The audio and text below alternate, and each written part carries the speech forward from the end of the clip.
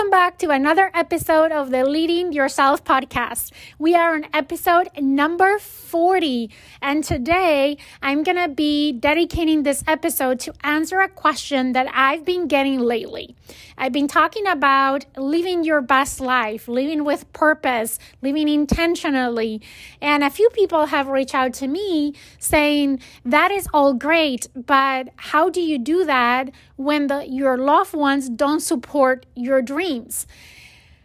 And the truth is that many times we are so determined, so focused on making a dream a reality, on pursuing a goal, on building a new empowering habit, but we find ourselves giving up because we don't want to disturb others around us, especially those who we love. So when we perceive that others don't support us, we tend to use that as an excuse to give up. But today I'm going to be sharing with you some things to think about when you are in this type of a situation and some tips to navigate through that and enable you to pursue your dreams when others around you don't support.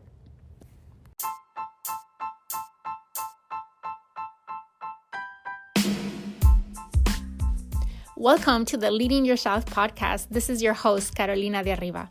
I'm an HR professional, health and fitness coach, wife, mom, and above all things, a goal-getter. In this podcast, we're going to be digging into all things leadership, professional and career development, habits, and relationships. This is a podcast for those who want to become the best version of themselves. Those who have big dreams and are willing to embrace the journey and put in the work to achieve them. My goal is to share with you the tools, tips, and tricks to help you in your journey. So let's dig into today's episode. Okay, so as I was saying, many times we are excited, we are determined to make something happen. We have this dream that is burning inside of us, this goal that we want to pursue, this new adventure that we want to take on, or maybe we're excited about building a new empowering habit. But after 1 or 2 days or after a week, we find ourselves that we feel like we're disturbing others around us. And we end up giving up because we want to make sure that in our attempt to pursue our dreams, we are not disturbing those that we love. We use that as an excuse. And I say an excuse because I think that the lack of support that we perceive is not real. It's just a result of assumptions that we make in our minds. So let me go a little bit deeper on these. I think that we have to start by understanding that we can only influence how people view us and our dreams, but we can't control them. We can't control whether they support us, whether they don't. We can't control how or what they think about the dreams that we want to pursue. I want to start by putting that out there. But I think we also need to remind ourselves that the only yes that we need to follow our dreams is ours. The only yes that you need to follow your dreams is yours. And a lot of times what I have to remind myself of is that if I don't pursue this dream that I have, I'll regret it later in life. And basically, you just keep delaying that dream, and you find yourself in a point looking back and asking yourself, why didn't you do it sooner? I'm sure that you've been in that situation before. I'm sure that there was something that you really wanted, but you did not pursue for whatever the reason was. And now you're sitting now here looking back and questioning, why didn't you pursue that dream? Or what took you so long? A lot of times we procrastinate on our dreams for many reasons. One of them, our perceived lack of support from others. And we keep procrastinating and procrastinating. Finally, we pursue it. And we live with the regret of not having pursued it earlier. So this is something that I think we always need to ask ourselves and remind ourselves of. When you find yourself in a position where, because you're afraid of disturbing others around you, you're pushing off a dream, remind yourself of this and ask yourself, if and when I end up pursuing this, am I going to regret not having done it earlier? And I'm sure many times, 90% of the times, the answer to that is yes. And that can give you just the edge of motivation to still pursue your dream despite what you think you're disturbing others. The other thing is that pursuing a dream gives you an identity. I believe that people who follow their dreams are doers. They have more power to create, to influence, and to change their environment. And a lot of times it takes that determination to follow that dream to be able to influence others around you to support you. Many times you don't start a dream having the support of others off the bat. But as they see you pursuing that dream and as they see how you're changing, how you're evolving, how you're happier and more fulfilled, then they come on board. It's typically that first stages of you pursuing your dream where you find or you perceive this pushback from those around you. And we'll talk about why is that. And then the other thing that I think we need to remind ourselves constantly is that we're going to live a more fulfilled life. We're going to feel more fulfilled if we pursue the things that we're passionate about, the dreams that we have. So those are just some things that I think we always need to keep in mind and in perspective when we're facing that pushback. And again, I think that pushback a lot of times is just a perception, is not real. And I'll talk a little bit about why is that. But just keep these things in mind. And also keep in mind that pursuing your dreams represents challenges, represents you stepping out of your comfort zone. And typically in the process of pursuing your dream, you're evolving, you're becoming a better version of yourself. You are growing, and the satisfaction that comes with that, it's priceless. Many times we are just afraid of our dreams. We are afraid that we will fail. We are afraid that we're going to make mistakes along the way of pursuing our dreams. So any little opposition or any little pushback that we perceive, we see that as a great excuse to give up on that dream. But Elver Hubbard said it the best. The greatest mistake that you can make in life is to be continually fearing you will make one. Let me repeat that one again. The greatest mistake you can make in life is to continuously fear that you will make a mistake. So let's talk about how can you still pursue your dreams even when your loved ones are not supporting you? And maybe how can you get their support? So the first thing that I would say is that you need to be very clear on your why. You need to be very clear on why this dream is important to you. How pursuing this dream is going to change your life in the way that it will be meaningful to you. If you have clear your why, no matter what opposition you face, or regardless from who that opposition is coming from, you're going to find the motivation to keep going. Your why is what is going to keep you going and keep trying and pursuing your dream, despite of any challenges or any roadblocks that come on your way.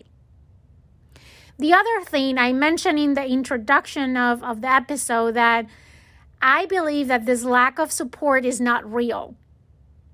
I think that many times is just a result of miscommunication around expectations. I would ask you, have you asked for the support of those that you think are not supporting you. That will be my second tip. Ask for their support. And not only tell the person, hey, I need your support, but be very specific on how can they help you. Because a lot of times, as I said, it's just this disconnection around expectations, right? In your mind, whether you know it or not, but in your mind, you have a certain set of expectations on how you expect those that you love to show up for you and support your dreams. And just because they're not showing their support in the way that you are expecting doesn't mean that they don't support you. So it's very important that you talk about those expectations in terms of it's important that you share with your loved ones your dreams, that you share with your loved ones the why behind your dreams. Why are these dreams important to you? If those people really love you, they want the best for you. So they're going to be willing to support you, but you need to ask for their support. And not only ask for their support, but once again, you need to be as specific on what are your expectations on how you want them to show up for you. How does that support looks like? What is that they're asking them to do or not to do in order to support your dreams? The other important thing when you're having this conversation, tip number 3, is that you need to let them know that you're not expecting them to do this with you. You know, I'm going to put an example. I started working out in the mornings. And I would wake up before anybody else in my house would. Because that is the time where it's me time, it's quiet, it fits with my schedule. I really wanted to do this, so I started waking up earlier. And for a second, I almost gave up because, I had to put the alarm to wake up, so I would wake up my husband, or I would make noise and wake him up. And that thought of me disturbing him was enough at that point that I had not developed the habit of showing up every day to work out for me to give up, right? The other thing is, when I started this, I shared that with my husband. I told him that I wanted to do this and why this was important to me. And I asked him what kind of support I needed from him. But I also was very clear that just because I was waking up early, just because I was exercising every day, it wasn't my expectation that he was doing it with me, right? A lot of times when we share with others our dreams, when we share with others our projects, our intentions of what we want to do, the other person might assume that the way that you want them to support you is by joining them, right? If you're starting a diet, it's super difficult to do a diet when you're the only one doing that diet in your house, right? And you need to cook all kinds of different meals. But it's important that realize that this is your dream. This is your goal. This is the habit that you want to develop. And just like you want others to support you, you need to understand that you can't expect people to do it with you. The same way that you expect them to respect your decision to do whatever it is that you want to do, you need to respect back that they might not want to do it with you. And that is okay. But I think that talking about disconnection in expectations, it's important that you say that out loud, because the other person might assuming that that is what you expect. So you need to be very clear on what your expectations are, on how that person can help you, and make sure that you let that person know that you're not expecting them to join you, or that you're not going to push them to do it with you. If they decide on their own that they want to join you, great. But if not, great. Like, you need to be okay either way. Remember, this is your dream.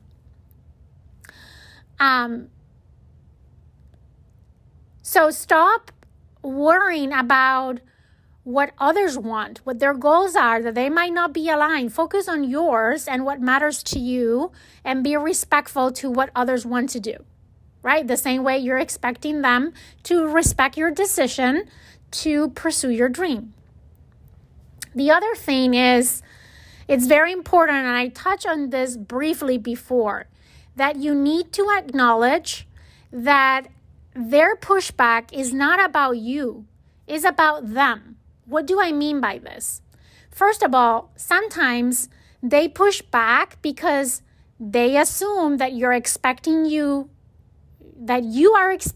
them to do this with you. So we got that off the way, right? But the other thing is that as you're pursuing your dream, as I mentioned before, you're growing. You're becoming a better version of yourselves. And sometimes that feels uncomfortable for those around you. It feels uncomfortable because now you're changing. And two, you're becoming better while they're not. And they might want to still do it, but they might not have the willpower that you have to get started. So it's not about you, it's about them. They're seeing what you're doing and they wish they were able to do what you're doing. So it's important to acknowledge that. And it's important to let the other people know that it's okay if this is not the right time for them, that you still want to do what you want to do. The other thing is, I really recommend that you draft and think about how you're going to respond to pushbacks. A lot of times, you have that conversation with your spouse, with your partner, with your closer relatives, and now they're on board. They know exactly how they can help you, and they want to help you because they love you. But you're going to be in settings with other people beyond that immediate circle where you're going to get pushbacks. People are going to start questioning you why you do these things. When I started sharing with people that I was waking up at 4:30 in the morning to get my workout done, you can't imagine how many people told me that I was crazy. How many people tried to persuade me to not do it. And I was already expecting all of those comments, right? So if I was not ready, if I wasn't prepared, probably they would have convinced me to give up. Because especially at the beginning when you're starting, you still haven't developed those habits. So it requires some effort and willpower at the beginning to get that going. But I knew that people was going to criticize me. When I started my podcast, I knew I was going to receive criticism. When I started my blog, when I started any personal project that I've started, I knew that there was going to be someone out there that was going to push back and question me. But I was ready. I already have thought about how people could push back, and I had a response ready to be able to push back on them. So when people told me, "Are you crazy? Why are you waking up so early?" I would say, "Thank you, but that's my decision. This is the time that works best for me. I have the house for myself, and then I have so much more energy during the day, and I'm a better version of myself once I have workout. It's totally worth it." And not only I was able to navigate through those pushbacks, but I was doing a pep talk to myself in that moment, getting me a pat on my back at the same time. And there were a couple of people who joined me in those morning workouts. So when you start pursuing your dreams and you're passionate about those dreams, you're going to start evolving, growing, and being able to influence others around you. And to the point that those people that once were pushing back or questioning you might even join you in pursuing a similar goal or a similar dream. Now, I'm not suggesting that you push anyone, once again, to do this with you. But your energy, your motivation is going to be contagious if this thing that you're pursuing is what fulfills you. People are going to listen to you and they're going to be inspired by you. So a few more things to keep in mind, right? Your dreams and your actions define you. So don't let anybody else decide who you are. You need to be who you are, and you need to pursue that however that better version of yourself looks like. But it has to be your own definition, not someone else's definition. And as I said, you will inspire others to follow your dreams, even if they know nothing about you. And then as you accomplish your dreams, as you reach milestones, that is going to spark you to dream even bigger. If you give up on your dreams, you're going to become a quitter. If you give up on your dreams, it will be easy to give up in the next dream that you have, because that's what you know. That's how you know things work, right? But if you stay strong, if you do all these things and you still pursue your dreams, that is going to spark you to go even further and to dream even bigger. And you're going to feel like you have something to live for. So remember, it's your life. So live it under your own terms. I hope that you found today's episode helpful and interesting. If you are in a situation where you believe your loved ones are not supportive of your dreams, the habits you're trying to develop, or the life you're trying to live, I hope you found a couple of tips in today's episode that can help you start pursuing their support.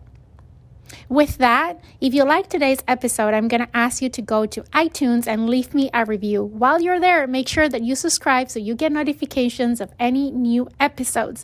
And don't forget to share this episode with someone that you think can benefit from today's content. With that, I hope that you have an amazing day, and I'll see you here again on another episode of the Leading Yourself podcast.